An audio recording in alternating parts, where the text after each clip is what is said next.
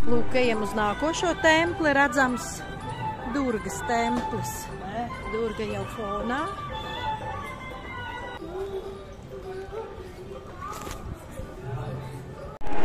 Šī ir Durgas templi iekšpuse.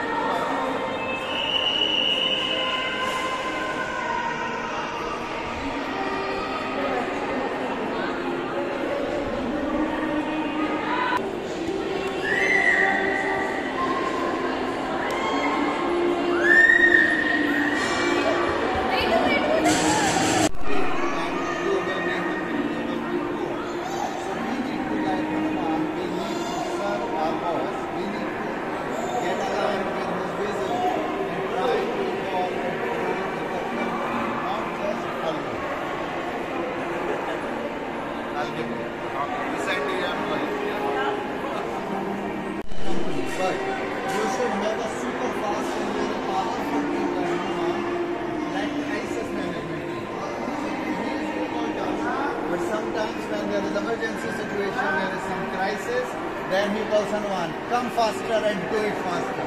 Just manage the crisis. That's why he's super powerful. He's the king of these worlds.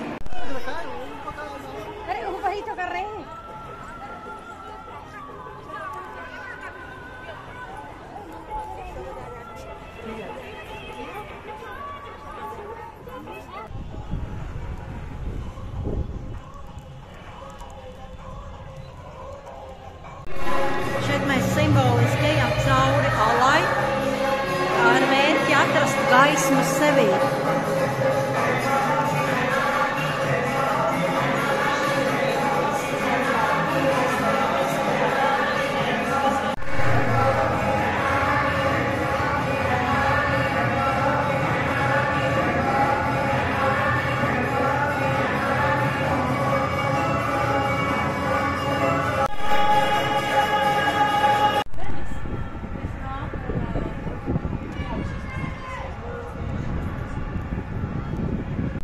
Šī statuja Durgas ir galvenais enerģijas punkts šī templī un ir jāpiet tam apkārt, jo Durga ir Adi-Shakti, pirmatnējā enerģija. Šeit ir Vrindavāna redzama no tempļa augstumiem.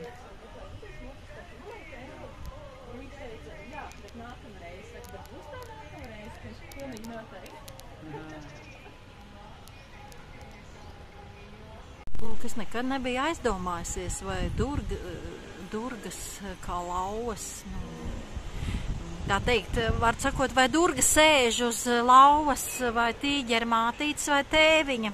Un izrādās, ka tēviņa, jā, tā redz ir.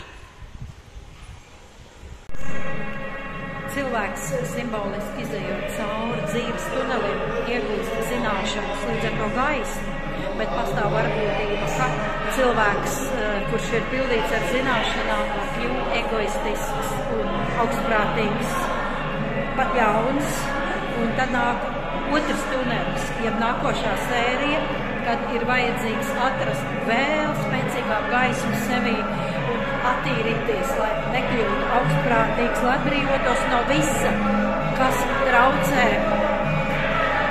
būt pēc iegūtajām zināšanām mīlestību. Tunelī var iepazīties ar visām 9 Durgas dievietes mahavidjām, jeb veidoliem, jeb enerģijas formām. Lūk, tur vēl viena Durgas forma, kas simbolizē to, ka ir vīrietim, kas ir blakus sievietē, ir jābūt ļoti, ļoti spēcīgam. Pretējā gadījumā viņi iznīcinās viņu kā enerģija, vai arī viņš pats sevi.